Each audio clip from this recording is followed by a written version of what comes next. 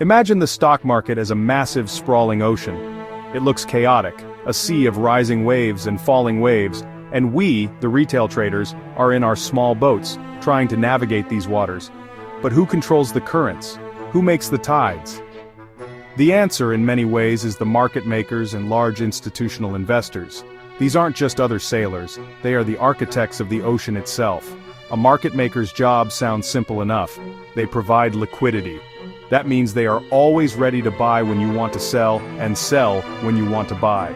They make their money on the spread, the tiny difference between the buying and selling price. But their role gives them an incredible amount of power and information. They are the giants, the whales in this vast ocean, and their movements create the very waves we try to ride. Unlike us, they don't just react to the market, they actively shape it. One of the most classic tactics is called stop-loss hunting. It's a brutal yet effective strategy. Let's say a popular stock is trading at $100. Many retail traders, taught to be disciplined, place their stop-loss orders just below a key support level, maybe at $98. A stop-loss is an automatic sell order designed to limit losses if the price drops.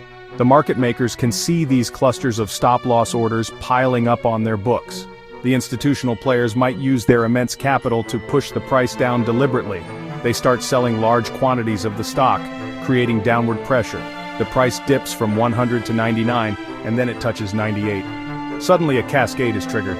All those retail stop-loss orders are activated at once, turning into market sell orders.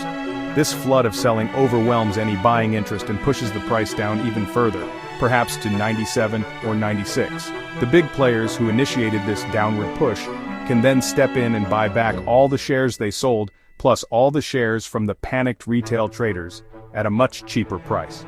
Another common trap is the fake breakout. Imagine a stock has been stuck in a range, trading between $45 and $50 for weeks. The $50 mark is a strong resistance level. Many retail traders are watching this, ready to jump in. So why do we, the small traders, repeatedly fall into these well-laid traps? The answer lies deep within our own psychology. We are human, and our brains are wired with cognitive biases that make us vulnerable. One of the biggest culprits is FOMO, the fear of missing out. When we see a stock rocketing higher after a breakout, our instinct is to panic and jump on board before the opportunity is gone forever. This emotional response overrides our rational analysis. The big players know this. They deliberately create sudden, sharp movements to trigger our FOMO. A crowd of emotional buyers follows, providing the liquidity they need. Another powerful force is confirmation bias. We seek information that confirms our beliefs. If we think a stock will rise, we focus on the green candles, the positive news, and ignore the warning signs. Market makers can play on this, letting a price drift up slowly to feed our bias and build confidence. We see the price action confirming our thesis and add to our position. We feel smart, we feel right. There is also herd mentality, flock of sheep walking toward the edge of a cliff. As social creatures, we feel safer in a crowd. In trading, that becomes following popular trends, piling into meme stocks, buying what everyone else buys. Finally, we're overconfident in simple technical patterns, support, resistance, breakouts, learned from books and online courses.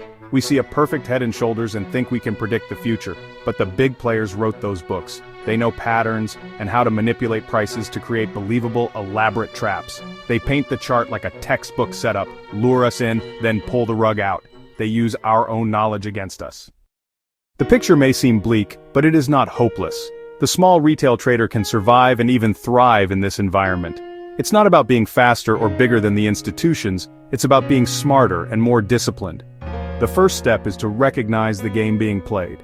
Understand that sharp, sudden moves around key levels are often suspect.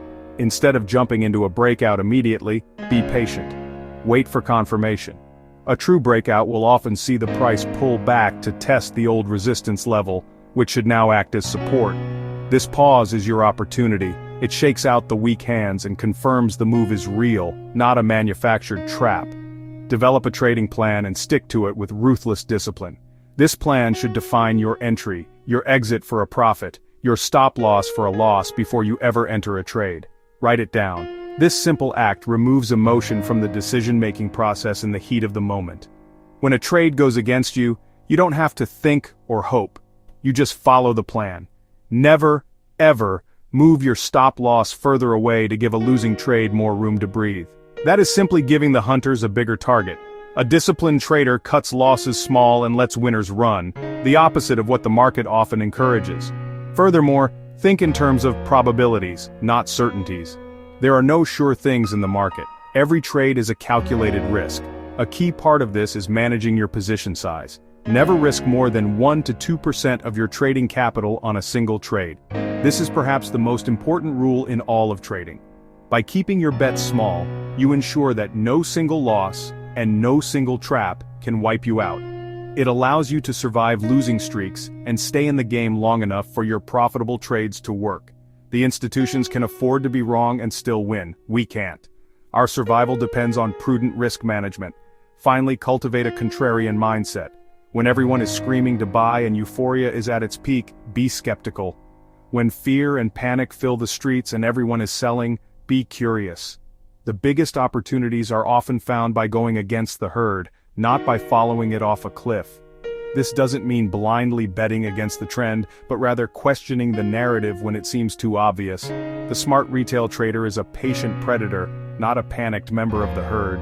By understanding the tactics of the big players, managing our own psychology, trading with discipline, we can navigate these treacherous waters and carve out our own success. They may have the size, but we have the advantage of being nimble and independent.